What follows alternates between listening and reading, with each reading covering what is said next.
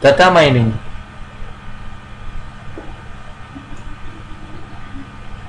Pokok bahasan yaitu model data mining, kemudian tahapan dalam data mining, fungsionalitas dalam data mining, dan teknik-teknik dalam data mining.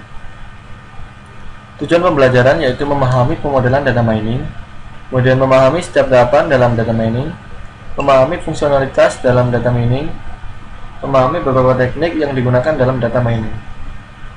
Penulannya, data berhubungan dengan analisa data dan penggunaan teknik-teknik perangkat lunak untuk mencari pola dan keteraturan dalam himpunan data yang sifatnya tersembunyi. Data mining diartikan sebagai suatu proses ekstraksi informasi berguna dan potensial dari sekumpulan data yang terdapat secara implisit dalam suatu basis data. Istilah lain dari data mining yaitu knowledge mining from database, knowledge extraction, kemudian data arkeologi, data tracking, dan analisis. Model data mining. Model atau mode yang digunakan untuk melakukan proses penggalian informasi terhadap data-data yang ada. Menurut IBM, model data mining dibagi menjadi dua, yaitu verification model dan discovery model.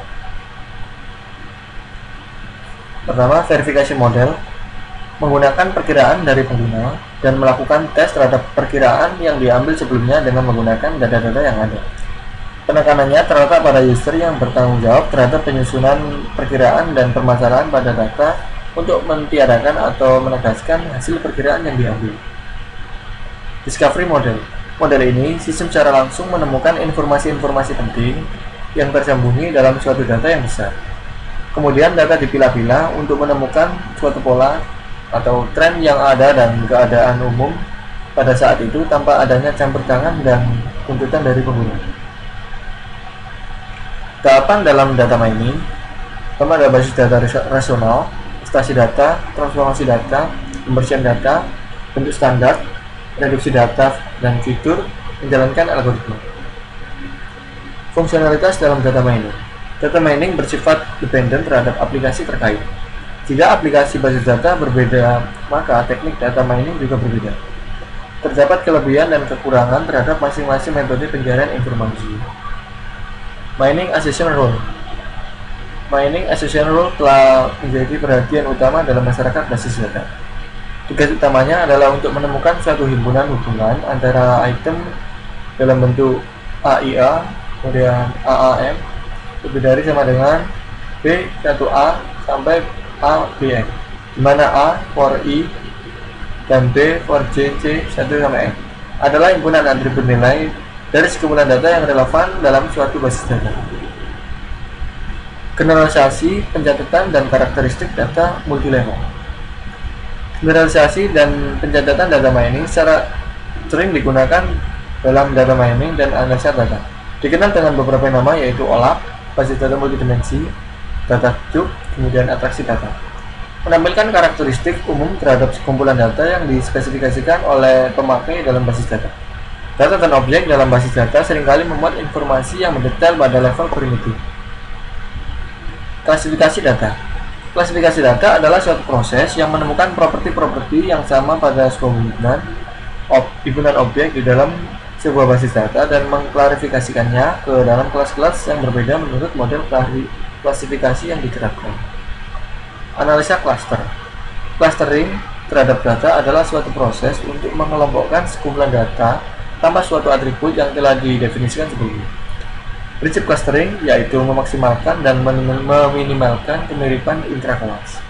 Clustering adalah proses untuk mengelompokkan secara fisik atau abstrak objek-objek ke dalam bentuk kelas-kelas yang serupa. Pencarian pola sekuensial. Fungsi pada sekuensial menganalisa sekumpulan record pada suatu periode waktu. Pola sekuensial adalah pola yang dianggap mengikuti suatu tren. Teknik-teknik data mining. Perkembangan data mining yang semakin besar menimbulkan banyak tantangan.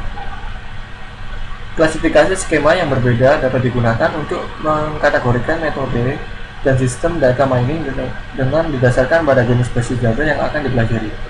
Untuk melakukan teknik-teknik dalam data mining, ada 3 kategori yang harus diperhatikan, yaitu jenis basis data yang akan dijadikan objek, jenis informasi yang hendak dicari, dan teknik yang hendak digunakan. market basis analisis. Fungsi associational rule sering disebut dengan market basket analysis. Basket analysis adalah analisis dari kebiasaan membeli customer dengan mencari asosiasi dan korelasi antara item-item berbeda yang diletakkan customer dalam keranjang belanjanya. Fungsi ini banyak digunakan untuk menganalisa data dalam rangka ruang strategi pemasaran, desain katalog. Algoritma a priori. Algoritma a priori bertujuan untuk menemukan frekuensi item set dijalankan atas kumpulan data. Inti dari algoritma a priori yaitu digunakan frekuensi K sama dengan 1 item set untuk membangun kandidat frekuensi K item set dan gunakan scan database dan percobaan pola untuk mengumpulkan hitungan untuk kandidat item set.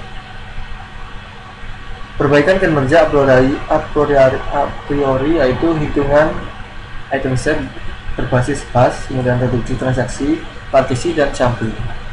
Latihan soal yang pertama adalah apa perbedaan antara klasifikasi dan clustering? Yang kedua, apa peranan visualisasi informasi dalam dokumen ini? Tiga, definisikan support dan confidence untuk aturan asosiasi. Keempat, jelaskan mengapa aturan asosiasi tidak dapat digunakan secara langsung untuk prediksi tanpa analisis yang lebih lanjut atau domain pengetahuan. Kelima, perhatikan tabel purchase berikut ini. Simulasikan algoritma untuk menemukan frekuensi item set pada tabel dengan minimum support 90%, lalu cari aturan asosiasi dengan minimum confidence 90%. Berikut ini tabelnya. Demikian, wassalamualaikum warahmatullahi wabarakatuh.